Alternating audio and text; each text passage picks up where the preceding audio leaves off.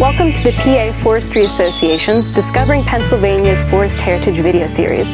Today we are in Moshannon State Forest at the Chestnut Ridge Fire Tower to learn more about Pennsylvania's fire towers. Let's take a look.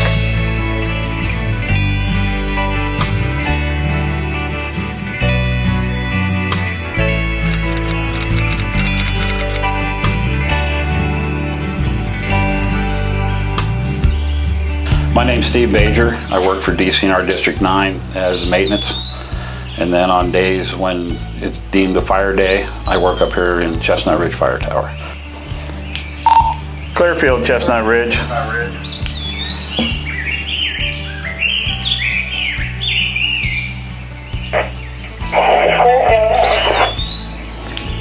Clearfield, I got smoke 270 degrees, approximately 10 miles out. I've been watching it for 10 minutes. It's starting to get heavier. My name is Lori McMahon. I'm the administrative assistant here at Moshannon State Forest.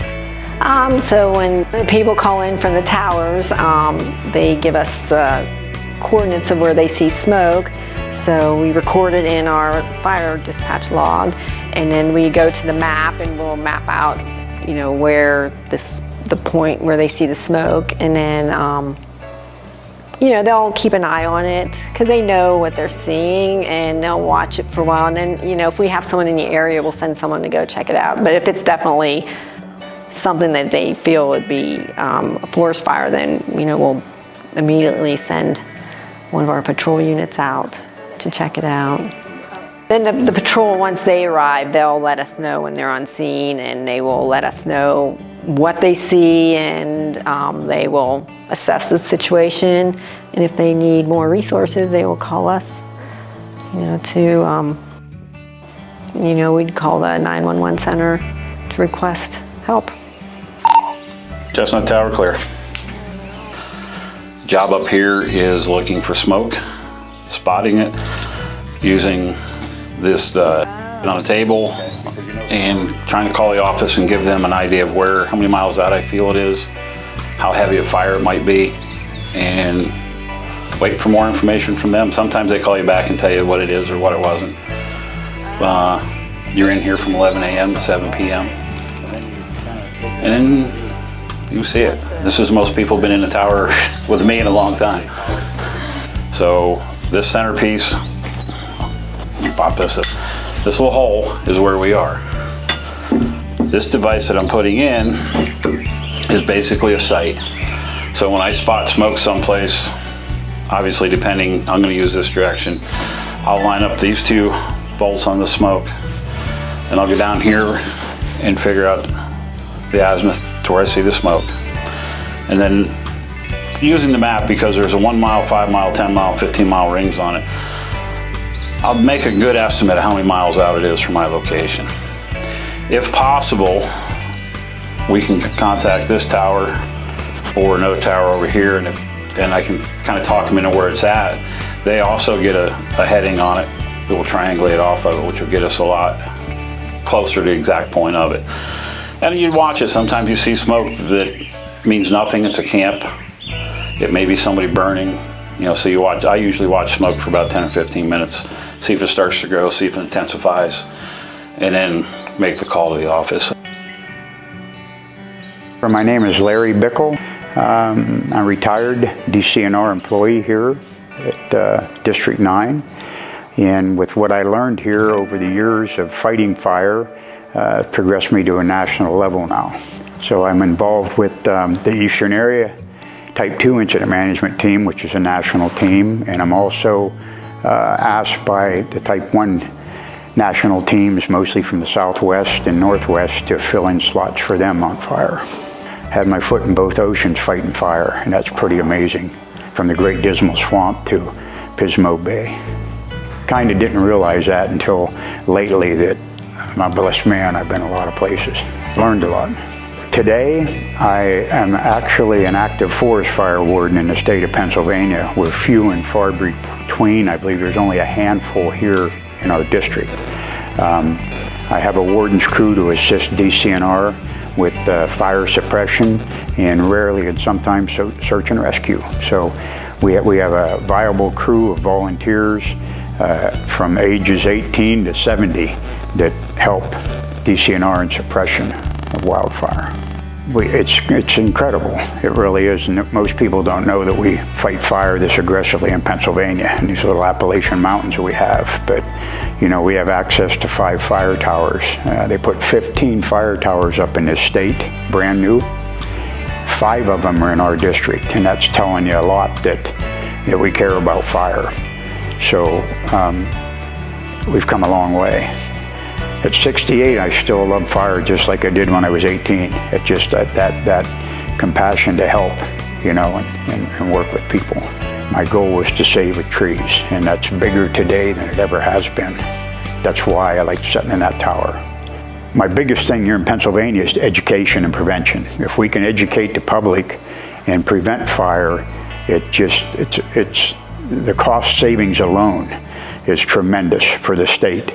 So to get that word out that this can happen in Pennsylvania, we can lose homes, we can lose people. So we need to be aware of that today more than ever. So this is the Knobs Towerman's cabin. It was built, originally built in 1921, and then it was rebuilt as a log and stone cabin here by the Civilian Conservation Corps back in 1933. So transportation back in the 1920s was difficult to some of these tower locations. As you can imagine, it took us a while to get here by car. Tires were not what they are. They weren't synthetic rubber and like we use today, and the tires were not very good. And so a lot of times they would drive to these towers on horseback, or later they actually had a motorbike that many of the rangers used and the towermen used to get to these sites. So it took so long to get here that, in fact, they would just be asked to stay during periods of drought, and they would just live here in the cabin for days or even weeks at a time if the fire season was bad. So I'm John Hecker. I'm the district manager of the Moshannon State Forest. The Moshannon is about 180,000 acres of public forest land here in central Pennsylvania in Clearfield, Elk, and Center counties. We provide forest fire protection, initial response, and fire control to about 1 million acres of both public and private forests in this area. We are located right now at Knobs Fire Tower, which is our historical fire tower location. Recently, we were able to rebuild these century-old towers, and we established a new location for this tower at Chestnut Ridge. What you see behind us, though, is the Knobs Fire Tower and the Towerman's cabin. The tower was built around 1921. So the Knobs Tower is presently saved as a historical tower. It's a good example of what our towers were in the past, a century ago. So one of the important things for the public to understand is that people cause almost all fires in Pennsylvania either through carelessness or even malicious intent. And the springtime is the worst time of the year for our fires in Pennsylvania. 85% of them occur then. 15% only occur in the other parts of the year. So be careful with your fires. I'm Cody Gulvis. I'm the fire forester here in the district. I go to all the wildfires, respond to all of them that I can, and I enter all the wildfire reports in our reporting system. Every fire that we have in the district I respond to and at least do an investigation on and talk to the landowners or whoever may have started it. And I also give FI 110 trainings, which are investigator trainings, fire investigation trainings. The fire origin is a big deal with me on the investigation side. I try to get them to block off that fire origin, that way I can do a good investigation. But having trained members out there is definitely good, and it makes me feel a lot safer. Debris burning is definitely the #1 cause in this area. Landowners burning sticks or cardboard, whatever it may be, on days that are maybe windy. dry. It's been dry for a couple days. It can spread very quick. We also have a lot of arson fires. Enough to keep me busy, that's for sure.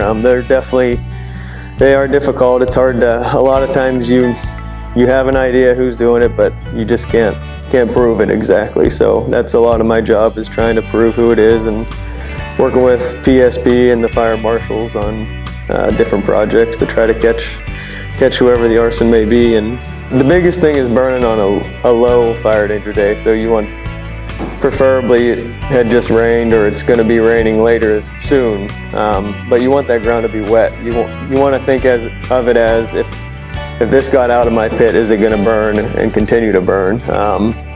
So if you got a dry, windy day, you know that there's a good chance something's going to blow out and it's going to catch the leaves or grass, whatever it may be, on fire and spread. Hello, my name is Tom Haynes. I'm with the Department of Conservation and Natural Resources, Bureau of Forestry.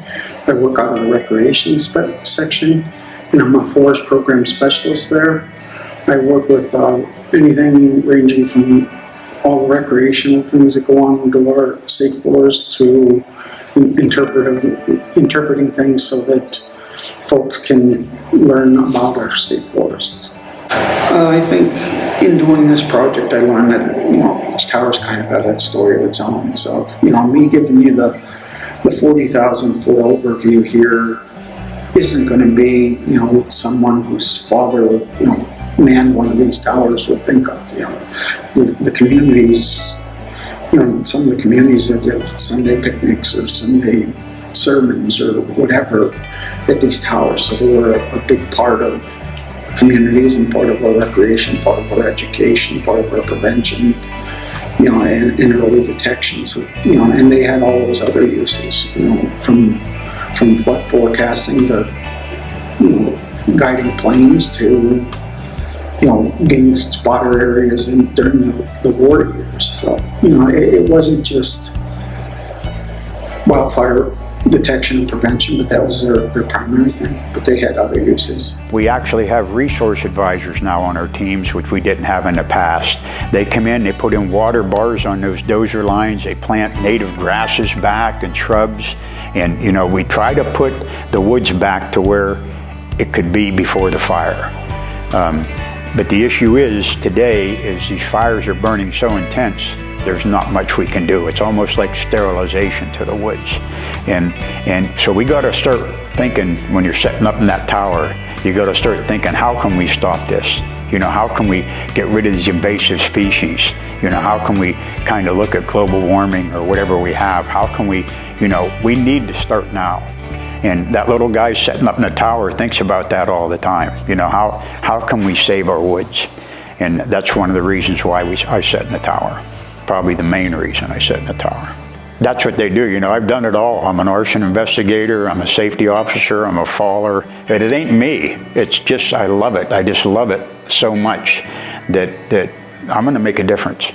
I think I already have, I just don't know that.